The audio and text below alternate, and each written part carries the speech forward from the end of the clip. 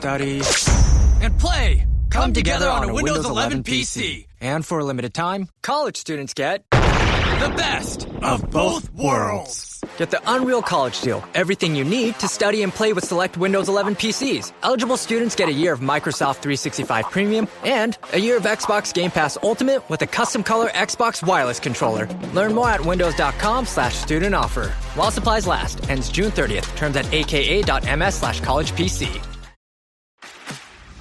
This episode is brought to you by Fox One. Watch all 104 matches of the FIFA World Cup live in 4K for just $19.99 a month with 3 days free. Build your own multi-view, choose up to 3 streams, and follow player spotlights. Stay on top of every moment with live stats, highlights, and instant replays. The FIFA World Cup, streaming live on Fox One. Offers are subject to change. See fox.com for complete terms and conditions. You have one new message. Translating. Disney and Pixar's Hoppers is now available on Disney+. You could say that again. Critics are calling it Pixar's funniest movie ever and a wildly entertaining ride. Blizzard Potato. It's certified fresh and verified hot. Now we party. This is incredible! Wow, I am clearing the rest of the day. Disney and Pixar's Hoppers, now available on Disney+. Rated PG. Hello there, Stanley Carr here. You know, I love collecting music and sports memorabilia. Want to know where you can find some? I'll tell you. Go to oldglory.com. This website features one-of-a-kind apparel from your favorite sports teams and musical artists. And I can help you get 15% off of all items. Use the code WWH135. Enjoy the episode.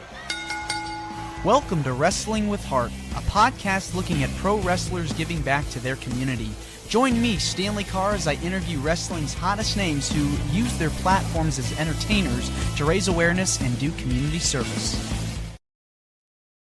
Hello and welcome to another edition of Wrestling with Heart. This is the podcast where we talk with professional wrestlers and professional wrestling personalities about their lives in and outside of the ring, as well as doing acts of charity work, community service, volunteering, and spreading positivity. We're always about the positive vibes here on the show. Before I introduce my guest today, I want to take this time to plug our brand new book, which you can see right here on your screen. If you can see it, I'm holding it up here.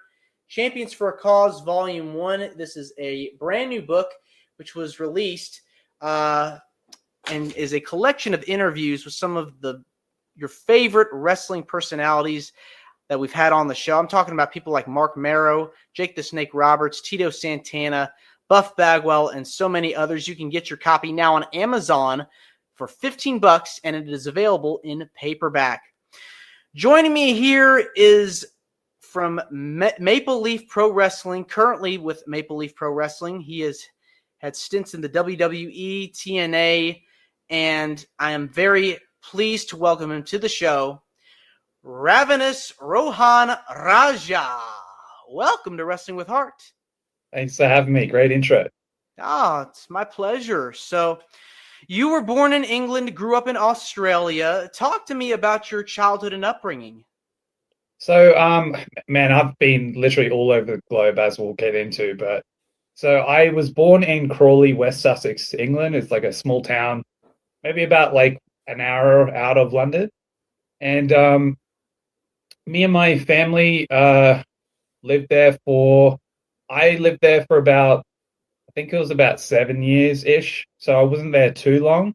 But my first memory of wrestling was when I was 4 years old.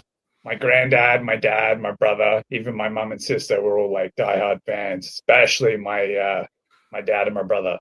So it was really cool. It was something that I just don't remember like not watching wrestling. So it's because I was so young. And it's something that I really just took a liking in straight away. And it's one of those things where I wanted to do it ever since I was that age. When I was 10, like even as I was getting older, I just never snapped out of it. And the reason I had to move around the globe before I started wrestling is my dad used to work for Virgin. So we have to pick up and move a lot and things like that. But I can't even count how many cities like until now I've lived in. But I've lived in, I think, about 5 different countries, 4 or 5 different countries. What would you say is your favorite city to have lived in so far? Oh, that's a good question, eh? Um, oh, that's hard. Do you know, I think as a whole, probably, I think, okay, I'll break it down. I think like as like the lifestyle and everything, I'd say Brisbane in Australia, just because of the weather and everything like that. I think as like overall, like Toronto is really nice to live in. But each place has its own thing, right? So like if living in England, it's such a sporting atmosphere, and like the football is so big there. So it's like that's that atmosphere, like where Australia is more like laid back, go to the beach. Canada is like, I feel like a bit of a good all rounder. So it kind of like oh, and I lived in Belgium as well, so like that was a bit different too. So like I loved it there as well. But they all have their pros and cons and stuff, but it's hard to narrow it down though. Yeah, as you said, like each city offers something different, something unique, something you wouldn't find anywhere else. So 100%. you get a lot of diversity kind of going different places, and you experience things that you wouldn't expect to experience. So Exactly. yeah. So professional wrestling, it seems like it's been kind of in the blood. It's always been sort of a family thing. I guess that's fair to say. You've enjoyed it, seems, all your life. First memories of watching, favorite wrestlers growing up, who would you say are like people that you remember going, this is cool, I like what this person's doing? So my first memory was probably Brett. My dad was a diehard Brett fan. So my dad still loves Bret Hart now. Um, so growing up, it was a lot of Brett and Sean. Like when I was really young, right? Because I started watching when I was like 4. But like when I was a little bit older, it was like you know, Austin, The Rock, Kurt Angle, Randy. The 4 people that I say influenced me the most was Shawn Michaels, The Rock, Kurt Angle, and Randy Orton. Like those are my 4 guys that influenced me the most. And you know, some of my favorite matches, I loved when I was growing up. It was more like I was falling in love with the characters and things like that, and the storytelling of Shawn Michaels like got me really hooked in. And but when it came down to like the very, very just the in-ring aspect, Kurt Angle really drew my attention and really caught my eye.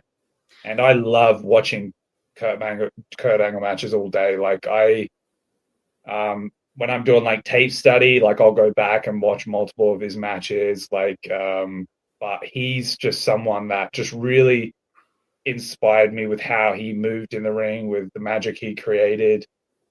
So each of those 4 I mentioned is just like there's bits and pieces that influenced me along the way.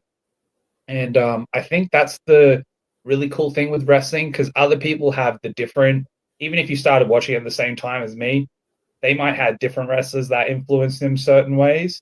And I think like it eventually became me and my brother watching week to week. So like when I had my favorites, like he had his favorites, but it was almost like, oh, since he picked him, it's like, oh, this guy's my favorite. So he was like a big Austin fan. So I was like The Rock, and like he was really into Brett. So like I was like the Shawn, and then it was kind of like Yin that. and yang, exactly. Yeah, exactly, right. So I'd count his favorites as well, which is kind of cool. You had mentioned Kurt Angle just a second ago.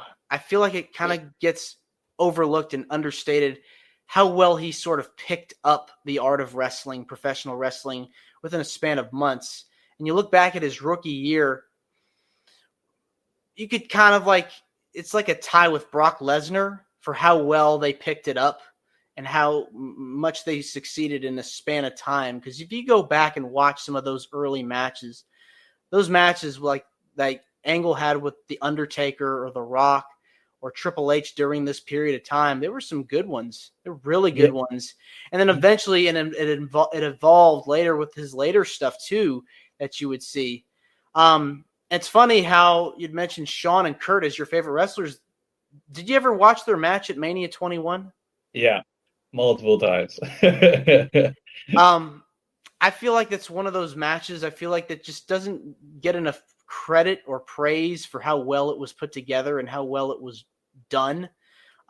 Just because I feel like... Do you know what I think it is with that too? It's like when you have guys and girls, when they have so many 5-star matches and banger matches and stuff, like I feel like it's not the work kind of like that match. Like I wouldn't say it's underrated. I think just because they've got like catalogs of like just really good matches, right? And it's just something when you like pick them out, for example, like just say for Kurt, for example, like you've got that match, you've got like Kurt and Taker at No Way Out, you've got Kurt and Benoit at Rumble 03. Like there's just so many.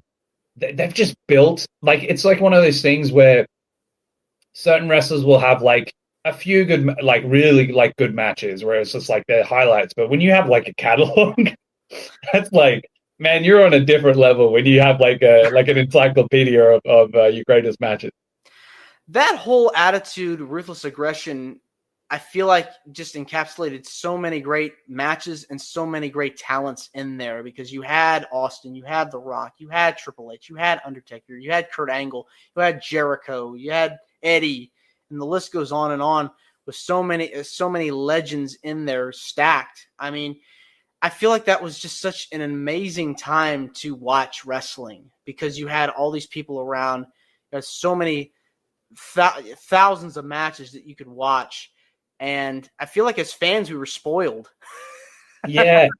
And it was do you know what the crazy thing was? Because I started watching wrestling so young. It's like I was so young and then watching the Attitude Era, and then like, you know, still so young in the Ruthless Aggression era. And then like as I was in my teenage years, it was when, you know, like Cena was hot and everything. And like it just, man, I experienced so many different eras before I even turned 18. And it was just so that for me, it's like, I've been a fan for so long, and like obviously I've been wrestling for like 10 years now, but a lot of that does translate too, because like I've watched so much wrestling before I even started it, and I feel like that is another thing where a lot of the guys can pick up things quickly or come up with unique ideas, or your psychology as well, because if you combine that with learning how to wrestle and actually learning the psychology of wrestling and being taught the right way, like you just unlock this thing in your brain that you've had. And I feel like that's a really big thing. When you see some wrestlers that, some people that just, they weren't fans and then they've just kind of just transitioned over, a lot of them struggle. But if you have wrestlers that even just say they didn't watch, but they come from amateur backgrounds and stuff, like we're talking about, like Kurt and Brock, some of those guys pick it up like so quick. But it is really interesting to know how much of just watching, because the visual is even a type of learning. When you learn in school and everything in university, is like visual and auditory are like one of the two best ways to learn. And I feel like I got a lot of that by just watching wrestling before I even started. Did you always know from the age you started watching that you wanted to be a wrestler? Yeah, it was. Did you know what? It was one of those things. When I think I was 5, and I made a joke. I don't remember, but like my parents said I made a joke about. They thought it was a joke about being. I want to be a wrestler when I'm older, but I just never snapped out of it. And it was something that you talk to some of your friends when you were younger, and like when I was getting into, you know, when I was like 10 and then like early teens and stuff, and then some of them have these wild dreams, but like, man, even out of my group of friends growing up, I'm the only one that followed my dream. And it's something that, man, I really just, I push towards kids these days to, like, if you believe in something and you really believe you can do it, is go for it. And there's this different type. If you just kind of be like, yeah, I want to have a dream, but like you're not going to back it up with hard work, then the dream's probably not going to work out, like, honestly, right? But if you have that dream and you really put everything towards it and you work really hard, like the sky's the limit, essentially. Exactly. Right. And I think that's not talked about enough, because that's really, you know, that there is so inspiring. I've done like speaking at schools and stuff, and I've said this, and then a lot of the times afterwards, parents will come up to me and is like, do you know, I wish I had this speech when I was their age. And I was like, well, that really touched me. I was like, you know, that's kind of cool. And it is a thing where I'm so glad I had my support from my family to be able to do this, because that was the most important, to get the green light from them first. But yeah, man, there's no better feeling than following your dream. And you were trained by a true legend, Mr. Lance Storm, out of the Storm Wrestling Academy in Canada. What was it like learning from him, learning under him, and any pieces of advice that you got from your time with him, took away from your time working with him, that you still apply to today? Dude, he's so underrated. Like everyone. So when it comes to aspect of the wrestling and things like that, like, he's very well respected, but I still think he's very underrated. And it was a reason when I was searching, where should I get trained and stuff, and I really wanted to be taught the right way. And it was instilled into me by listening to different legends talk about, you have to, when you first start wrestling, like, make sure you learn the right way, because it's really hard to snap out of bad habits and everything like that if you get taught differently. But with Lance, he sees potential very quickly. I still remember in class, even like with me, if I would mess up something small, he would be really on me. Hey, like, I would be really on me. And then I'm thinking, I remember I'd have like cash up calls with my family, because I left Australia to go train with Storm. So like, it would be like on FaceTime or something. I was talking to my dad. I'm like, yeah, it's gone really well, but like, if I do something really small, he's like, he gets really like at me, but like, I see other people just do the same thing, but he doesn't say anything. And it's like, he really tells the people that has potential. And it really showed he really could see something in me. And being trained by someone that knows what they're talking about and what they're doing, you'll develop these habits that when you get scouted and when you have tryouts, they'll look at those things that fans don't necessarily see.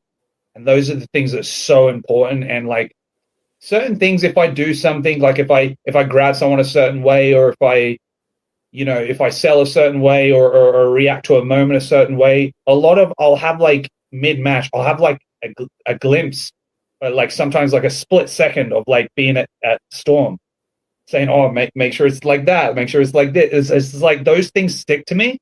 And it really is a thing. Like, I really encourage people to be taught the right way, because those things, like, still to this day, I have these small things that come to my attention and everything. And he just was really big on the small details, doing everything correctly, and making sure you have it down pat. And he was, so thorough, but he was so great to learn, because we'd have really hard training sessions, but then it would be followed by, he'd have like a sit down at the end and tell some stories and stuff. And that was really cool, like listening to all the stories back in the day you'd mentioned. But it was such a great time learning by him. And I've said it before, and I continue to say this day, a lot of my success is because of him. And he really has been a role model and a great teacher to me throughout the years, and continues to do so. You get those fundamentals and learning from someone like a seasoned veteran as Storm has been. And so over the years, you start putting together a plethora of matches under your belt. You have that experience, get that experience. You have these stints in different companies. You worked in TNA, had a stint with NXT UK. Talk to me about what it was like to have this exposure, to be able to work in these big companies. I think the biggest one was like at the time it's almost like different chapters. But when I got picked up by TNA, I was only a couple of years in the business, and it was just like a lot of it was to do like, because I picked up things like very quickly, and I got to thank Lance Storm for that. And that was so surreal and so like a good affirmation that I'm doing the things right and I'm on the right track. And being at TNA so early on, like, I got to learn the TV product and how the TV works and the different camera angles and just the way that agents look at stuff and producers look at stuff and directors look at stuff. Like, the writers, like, I really just soaked in everything as a sponge. And I really used my time in TNA is just to keep my mouth shut and just listen to everything, take everything in, just be a sponge. And I continue to do that to this day. But I really wanted to make sure I was getting everything in because, man, there was like, when I was there was like star-studded guys throughout the whole roster that were there. So it was just like learning so much and picking everything that I can. And then if we transition to NXT, when I was fortunate to had a successful try and went to NXT, then it was like I have this TV experience. So then when I would cut like pre-tapes or we'd do like cinematic promos and stuff, I'd have all this experience doing that, and I knew like certain angles. But then you learn the WWE style of it, so it was really cool just picking up all the experience along the way as I can, because a lot of the times a lot of people are just so focused, and I was like this too. This episode is brought to you by State Farm. You know those friends who support your preference for podcasts over music on road trips? That's the energy State Farm brings to insurance. With over 19,000 local agents, they help you find the coverage that fits your needs, so you can spend less time worrying about insurance and more time enjoying the ride. Download the State Farm app or go online at statefarm.com. Like a good neighbor, State Farm is there. But like you just want to get signed, because, you know, when you're first starting out, it's hard to make certain amount of money, a living and everything. Like when I was before I signed with TNA, you know, I was working like 2 jobs, and like when I was doing my indies, I was like, I'd sometimes have like all-nighters, like working at the casino. Then I would like drive like 8 hours to Saskatchewan to do a show. And it was just, it was really hard the first 2 years. But then TNA kind of gave me that affirmation, like I said before, but like financially, it gave me that first glimpse of like, oh, this is how successful you can be by just doing what you're doing. And then, you know, again with NXT, and then now I'm fortunate, like with MLP, like to be in the position I'm in. Like I've done financially very well for myself, and along the way too, like I've learned a lot more financially, how to take care of myself and do things like that. And I feel like when I'm telling people to be a sponge, and how I look at things too, is like not only just how, you know, the business works and, you know, the production works and when it comes to wrestling and psychology and things like that, but to learn how to invest and, you know, use your money the right way is very important too. And shout out to Raj Desi, that he just started this thing on Insta, and he started to share financial knowledge to wrestlers that aren't fortunate enough to learn, you know, if they didn't go to business or anything like that. But that's another big thing too. So I feel like I've got all these experiences along for my ride. And then if we transition again now to MLP, I feel like I've had this collective knowledge now, and I've really sunk my teeth in since I've won my PWA Champions Grail in October 2024. But it's something that I'm just using everything I've learned, and my notoriety and everything, and my skill set are just like, you know, shooting through the roof now. And I'm really starting to showcase exactly what I'm meant to do. So the journey has been a wild one. I wouldn't change a thing, because it's led me to this moment right now. And MLP is a promotion that's on the rise. I've seen many good things coming out of it. Huge platform. Scott D'Amore, I know, is working there. And what can you tell me about your experience with MLP, and just give me a little insight to getting started over there and where you hope things go in the future? It was really cool, because the first show we did was the October 2024, and that was just a all-star lineup. Like that show, and the shows, you know, we'll get into being after that, but it's like an all-star lineup from everywhere around the world. Like you've got people from Noah, New Japan, like CMML, WWE, we've had like AEW, TNA, like a lot of big time indies as well, like people from the UK, like Australia. Like you've just had everyone. And I say it's like a big forbidden door for everything under this one roof in Canada. And it's really showcased the Canadian talent that don't get showcased enough, because, you know, the biggest thing in wrestling too is that US status, having that US visa to be able to work in the States and being international, like if you're Canadian or Aussie, anywhere else in the world, that's the hardest thing, is to get noticed. And I feel like with my time at MLP, that's really just put me on the map. And I'm starting to, I've been doing it since then, but like just showcase what I can bring to the table. And every show, I'm just upping my game. And behind the scenes, we've got a lot of people that I am fortunate enough to work with like the D'Lo Browns. Obviously, you got Scott running the show. Jimmy Jacobs has been a really big hand for me when it comes to like my my promo work and things like that. He's been a great hand. He's such a creative genius, and he doesn't get enough praise. Same with D'Lo when it comes to, you know, being an agent and producer and everything. He's so good. But you just have all these guys backstage that, like, all these legends that are helping. Like, we had Mark Henry in Montreal when we did the show over there. And then just the caliber of talent that I've got to face since I've won the title. You know, I beat Jake something, now known as Jake Doyle, on AEW. I've wrestled Robbie Eagles. I've wrestled Hammerstone. I've wrestled Moose. I've wrestled Britt Swan. I've wrestled Baron Corbin.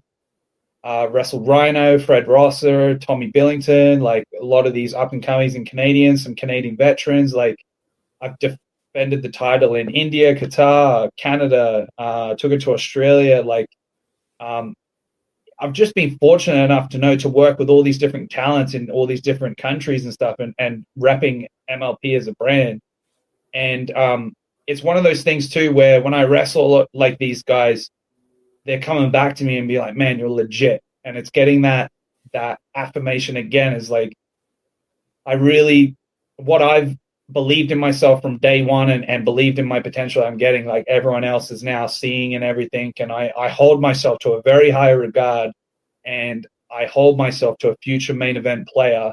And I've already showcased the main event status in certain shows and stuff, but it's really a thing where my game just keeps getting up and up. And MLP is the reason it's so important too, is because it's a big platform. Like, you've seen some of the shows, like the quality is AEW product, the WWE product, like it's up there. And now we've got this TSN deal that premieres in July. And that's TSN for, you know, for people outside of Canada. TSN is like the ESPN of America. And that has been a massive deal. Like, this is the last time a wrestling company in Canada had proper network TV was Maple Leaf Wrestling back in the day. So this is like 30, 40 years in the making. So it's a full circle moment. Yeah, exactly. So that's really cool to be a part of as well. Who would you say have been people that you would consider to be your favorite opponents, and who would you say are people that you would consider your dream opponents, people that you'd like to wrestle against in the future? I think my favorite opponent is Rich Swann. I think something with him, it's like you have certain people you wrestle and you're like, oh man, this is one of my like wrestling soulmates and stuff. And Rich is definitely one of mine. I used to do a tag team when I was a few years in with an Australian wrestler called Sam Osborne, who's very underrated. I like to give him his props, but he's another one that he, you know, we have this very good chemistry with each other. Even though when we were a tag team, when we started wrestling each other, it was just magic. But there's been so many guys that I've just had that connection with. And the reason I say those two is just because, like, I've got a big list, but those two is like I have to highlight them too. But I've just had so many great opponents over the years. And, you know, not many people know this, but I was fortunate enough to have Hacksaw Jim Duggan's last match in 2019. So yeah. So I had his last match. If you go on his his cage match profile, like it's under my TNA name as Gursinder Singh. But yeah, it was in Toronto at the Don Coloff Arena, which was very cool. But as for like opponents that I would like to wrestle, I think so. I've been asked this question before, where it's like, you know, in the next few years, if I was to say in the next 6 months, for example, or something, right? I would say Kevin Knight. Really, we had a little bit of we got to work with each other a little bit in a 6-man tag. But I've never one-on-one wrestled him. I'd say Kevin Knight. Kenny Omega is one I really want to wrestle, especially me having his lineage on my title. I'm like, it just makes sense to wrestle Omega. Mox is another one I'd love to wrestle, and and I've said this in podcasts before, like I really want to wrestle Randy. Roman Reigns is really up there. I love Roman and Cody. Like there's just those three from each big place. I'd say those three, but there's so many guys, like even on MLP, like I really, this is meant to say on my next 6 months who I want to wrestle too, but Josh Alexander. I don't know how I've never wrestled Josh Alexander, because I've wrestled in Canada for many years and we've crossed paths. We did have like a fatal 4-way once, but it was very quick. But I don't know how I've never tangled with him, and I really want to wrestle him. That's on my bucket list. He's injured currently, and I know he's doing really well right now. So I wish him all the best, and I want him to hurry up with that recovery so I can get in the ring with him. But yeah, those are the names that spring up to mind, though. Those are good. That's a good list. Even balance from WWE, AEW, so, and of course people from MLP. So we'll see. Maybe we can make something happen in the future. Now, outside of wrestling, I know you're very active with your community, going out there making a difference. What kinds of things have you been involved with, and causes that are very near and dear to your heart? So I started doing charity work when I was in the UK. I started doing it. I always wanted to do it, but I started doing it when I had the WWE brand under my name, because then that way you have more attention to you, and you can bring more awareness for the cause when you have a backing like that. And I expressed when I was working with talent relations in WWE that I really wanted to do a lot of community work, anything that I can give back to the community. So I spoke a lot to like underprivileged kids. I did this one thing. This wasn't with WWE, but it was like a get the kids off the street into schools sort of thing. And since I've been in Canada, I did one with a company called Macro Foods, where I went to the streets of Windsor and handed out free meals to the people in need, which really touched my heart. But the biggest thing, and I'm building up to something, I actually have something really big on the works, but a big thing that resonates with me, because I've had, very close friends and families go through addiction, and I really want to help that community and show my support to that. Addiction and mental health really are two close things to me. So I have a big one. I can't say too much about it, but I have a really big one coming up in the next couple months. I'm super excited. It's in the States. But it's always been the reason, and a lot of people would be like, why are you so interested in that? Is it's something that I've just always thought, if you're in a better position than someone and you're able to help them, it's just, not only is it the right thing to do, but it's something that I feel like if we all did that as people, the world would be a better place just doing those small things, right? And it's something that a lot of the times I've done so much stuff where I've just volunteered and it's not been on camera, or it's not being recorded, or it's not being on social media and stuff, and those things really, hold dear to me. And I just get a really great feeling when I help someone, and just seeing how appreciative people get when you do even something so small, which you think is small, but to them it's like a lifeline.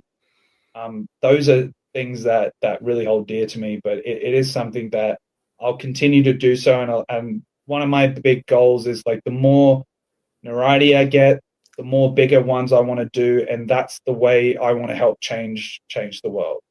That's so amazing. These acts of kindness that you're talking about and displaying, it does go a long way to help someone out that's in need. And like you said, to you, it may not be much, but to them, it's the world. It's everything to them. So you're being there, you're providing that need, that void. You're filling that void for somebody that they didn't even think was available. But you're helping them, and you're helping them get into a position where they're able to turn things around. Because it's one of those things too where sometimes you don't realize how close or even at rock bottom some people are, and you just by doing some of these things I've mentioned, that literally could be the sign for them to see another day and get their life back on track. Like, I've heard so many stories of things like that, and even people telling me, and it's something that, you know, I just love people that especially use their network and use everything that they've built. That's why I really admire guys like Cena and you know, those guys, of how much they've given back to the community, and what guys like Cena has done with Make-A-Wish and things like that. It just, man, that's just such a great thing to do. And the more eyes you have on you, the more you can make a change. So I feel like that's really important. Yeah, it starts from the bottom up, and one thing you do can turn into 1,000, and you just got to keep at it and just see it grow. What would you hope to accomplish here with this new project that you have? What goals would you like to see this come to fruition? The one I have coming up? Yeah. So with this one, it's out of everything I've done, it's definitely my biggest one. And it's to bring just more awareness to addiction and how certain people might look like they might not look like they're trying to change their lives, where they actually are, though, and they just need that helping hand. And with the amount of attention I'm getting right now, I feel like this has come up at the perfect time, that a lot of people will see this, and I hope it will inspire others, that even family members they know, or friends, or they know, that are battling addiction, whatever it is. I hope it gives them that another lifeline, is to never give up on that person.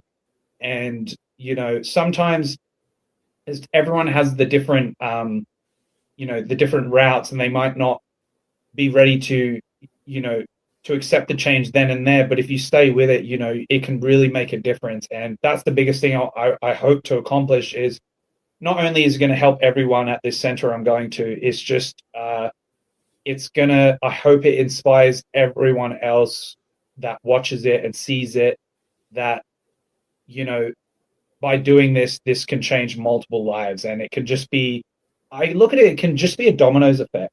Like, I can knock that first domino, and then it just keeps going and going. And that's the effect I want to have, for sure.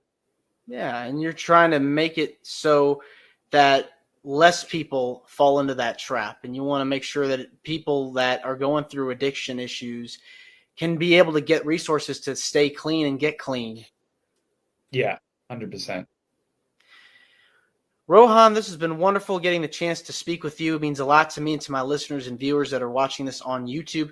Where can people find out more about you on social media? And if there's anything you want to plug, feel free. Yeah, so you can keep track on me. Mainly, I'm most active on Instagram, and it's at Ravenous Rohan Raja. On Twitter, it's at Ravenous Rohan. Those are the two main social medias that I stay connected. And then the things I've got coming up, I'll share on that. I've got a really big summer ahead, really big summer. I wanted to plug in the Maple Leaf TSN tapings that we had June 12th and 13th in Windsor, Ontario. And the premiere date is in July, sometime mid-July, or it will premiere. And it's a seasonal format. It's going to be on TSN on Wednesdays following Dynamite, I believe. And everyone in Canada tune in, and then there'll be more announcements on how everyone around the world can watch as well. Excellent. Well, Rohan, this is wonderful. Again, thank you so much. And you're more than welcome to come back and hopefully update us on this exciting project that you've got coming up. For sure. We'll definitely do another one once I've done that, and we can share all the cool stuff from it. Excellent. Thank you so much again. And remember, pick up your copy, Champions for a Cause, Volume 1, out now. It is available on Amazon.com. $15 paperback. Don't want to miss some incredible interviews with people like Buff Bagwell, Mark Marrow, Jake the Snake Roberts, Tito Santana, and many of your favorite wrestling personalities. Till then, I'm Stanley Carr, and I'll see you next time. This is Wrestling with Heart. I hope you found this podcast to be informative and entertaining. If you did, please hit the subscribe button and look out for the next edition.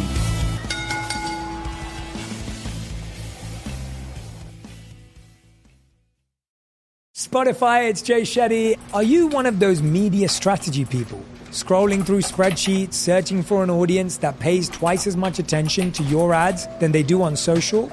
Let me introduce you to Fans. And they're here with me on Spotify. Trust me, I know Fans. They don't skip, they stay for hours.